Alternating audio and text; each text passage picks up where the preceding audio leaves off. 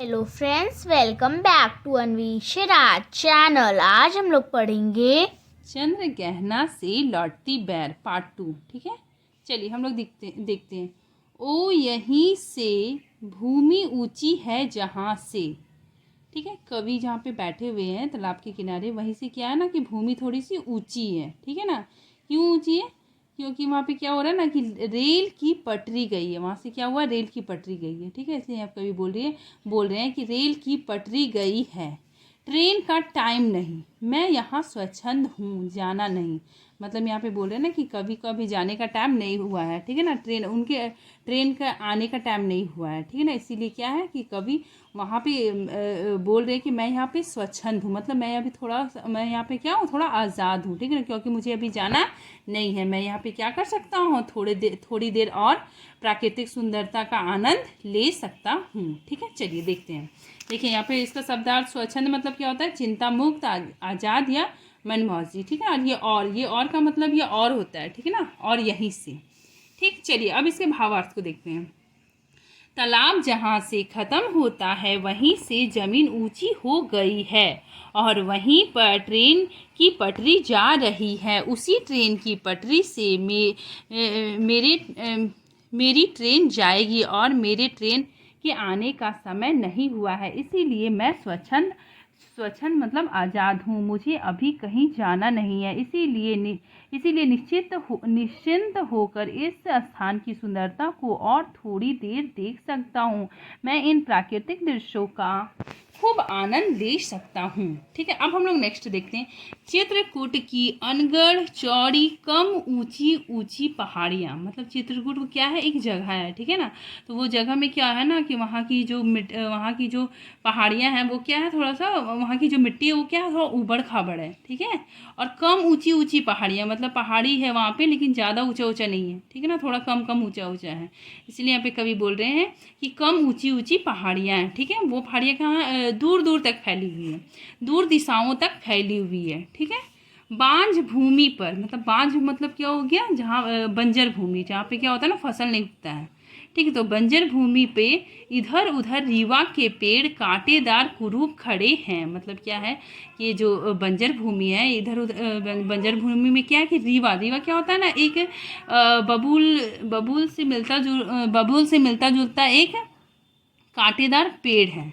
ठीक है ना, एक कांटेदार पेड़, वही उसी को रीवा का पेड़ कहा गया है। ठीक है ना, वहाँ पे क्या कांटेदार होने के कारण वो कैसा लग रहा है, कुरूप लग रहा है, मतलब बहुत गंदा सा लग रहा है। ठीक है, एक ऐसा पेड़ जिसमें पत्ते नहीं होंगे तो कैसा लगेगा, देखने में बहुत गंदा सा लगेगा। ठीक है, इसलिए यहाँ पे कवि बोल रहे हैं। ठीक है, बांझ भूमि पर इधर उधर क्या है, रीवा का पेड़ है, मतलब कांटेदार पेड़ है। ठीक है ना, कांटेदार कुरूप खड़े हैं, मतलब बहुत गंदे लग रहे हैं। ठीक है, चलिए अब हम इसके भावार्थ को देखते हैं। ठीक है, शब्दार्थ क्या है, अनगढ़ मतलब क्या होता है, टेढ़ी मेढ़ी या उबड़ खाबड़। बांझ भूमि मतलब क्या होता है कि बंजर भूमि। रीवा मतलब क्या होता है, बबूल से मिलता जुलता एक कांटेदार पेड़। ठीक है, चलिए अब इसके भावार्थ को देखते हैं। चित्रकूट एक जगह है, उसके आसपास प्राकृतिक रूप से बनी हुई ऊंची नीची पहाड़ियां हैं। अनगढ़, ठीक है ना, अनगढ़ मतलब क्या हो गया, उबड़ खाबड़, ये पहाड़ियाँ दूर दूर तक फैली हुई है। बंजर भूमि पर रीवा रीवा कांटेदार कुरूप पेड़ लग रहे हैं। ठीक है, कैसे लग रहे हैं, थोड़े से गंदे लग रहे हैं, गंदे लग रहे हैं। चलिए नेक्स्ट हम लोग देखते हैं। इसमें कवि ने बहुत प्यारा वर्णन किया है। ठीक है, देखिए, सुन पड़ता है मीठा मीठा रस टपकता, सुगे का स्वर टे टे टे टे। ठीक है ना, इसमें क्या होता है ना कि कवि को वहाँ पे बंजर भूमि में कांटेदार पेड़ रहते हैं, तो उसमें अचानक से क्या होता है ना कि कवि को ना एकदम मीठा मीठा बहुत प्यारा सा स्वर सुनाई देता है। किसका स्वर, सुगे। सुगे मतलब होता है तोता, तोता का स्वर सुनाई देता है, टे टे टे टे। ठीक है, उसके बाद देखते हैं हम लोग नेक्स्ट। सुन पड़ता है वनस्थली का हृदय चीरता, उठता गिरता सारस सारस का स्वर टिरटो टिरटो। ठीक है ना, इसमें कवि बोल रहे हैं कि पहले तो वो तोते का स्वर सुनते हैं, उसके बाद होता है ना कि थोड़ी देर बाद क्या होता है ना कि सारस सारस का स्वर भी सुनाई देता है, टीटो टीटो। ठीक है, जिसमें कवि बोलते हैं कि सारस का स्वर सुनाई देता है, जो क्या वनस्थली मतलब हो गया वातावरण। ठीक है ना, वातावरण एकदम शांत है, तो उस वातावरण का हृदय चीरते हुए, ठीक है ना, एकदम उसका आवाज़ उठता गिरता। ठीक है ना, मतलब कभी कम होता कभी गिरता, क्या सुनाई दे रहा है? सारस का स्वर सुनाई दे रहा है, टीटो टीटो। ठीक है, नेक्स्ट देखते हैं। मन होता है उड़ जाऊं मैं, यहाँ पे कवि का मन क्या होता है कि उसके साथ उड़ जाऊं, सारस पक्षी के साथ मैं क्या करूं? उड़ जाऊं। पर फैलाए, अपने पंखों को फैला के मैं भी उसके साथ क्या कर जाऊं? उड़ जाऊं। पर फैलाए सारस के संग जहाँ जुगल जोड़ी, जुगल जोड़ी ठीक है ना, ये जोड़ी रहते हैं, सारस का जो जोड़ी रहते हैं, ठीक है ना। तो पर फैलाए सारस के संग मैं उड़ जाऊं जहाँ जुगल जोड़ी रहती है हरे खेतों में, ठीक है। ये लोग कहाँ रहते हैं? हरे खेत में।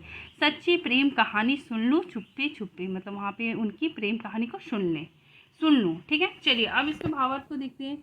कवि कहते हैं कि मुझे धीरे धीरे बड़ा रसीला स्वर सुनाई दे रहा है, यहाँ मैं तोते का रसीला स्वर सुन रहा हूँ। टे टे टे टे मीठा मीठा रस टपकता हुआ सुनाई दे रहा है, उनके स्वर में जैसे रस टपक रहा है। वनस्थली, ठीक है, वनस्थली का मतलब क्या हो गया? वातावरण।